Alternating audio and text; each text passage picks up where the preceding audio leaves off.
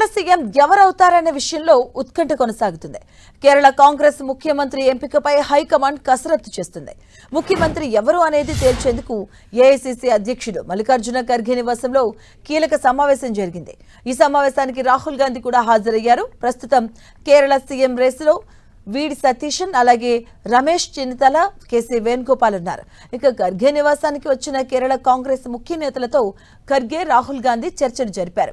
ఇప్పటికే ఈ విషయమై ఎమ్మెల్యేల అభిప్రాయాన్ని పరిశీలకులు సేకరించారు. అనంతరం ఎమ్మెల్యేల అభిప్రాయాలపై అధిష్టానానికి నివేదిక ఇచ్చారు.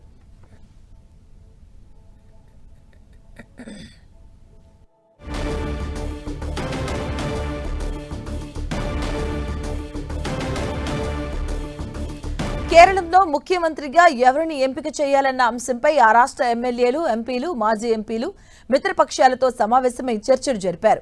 ఏఐసీసీ పరిశీలకులు అజయ్ మాకెన్, అలాగే ముకుల్ వాస్నిక్ ఇప్పటికే ఈ నివేదికను కాంగ్రెస్ అధ్యక్షుడు మల్లికార్జున ఖర్గేకు నివేదిక సమర్పించారు. పార్టీ ఎమ్మెల్యేల్లో అత్యధికులు ఏఐసీసీ ప్రధాన కార్యదర్శి కేసీ వేణుగోపాల్ నాయకత్వం వైపు మొగ్గు చూపిస్తున్నట్టుగా తెలుస్తుంది.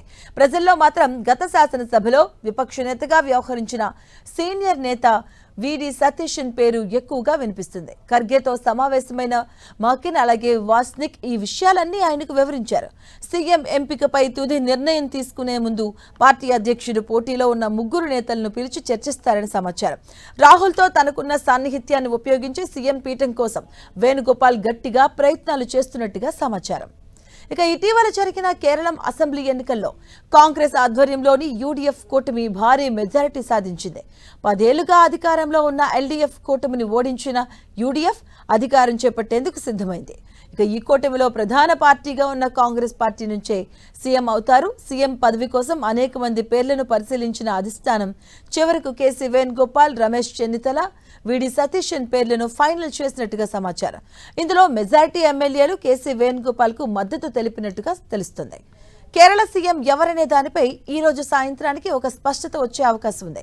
మరోవైపు సతీశన్, రమేష్ చెన్నితల, కేసీ వేణుగోపాల్ కు మద్దతుగా రాష్ట్రంలో వారి మద్దతుదారులు ప్రచారాన్ని హోరెత్తిస్తున్నారు.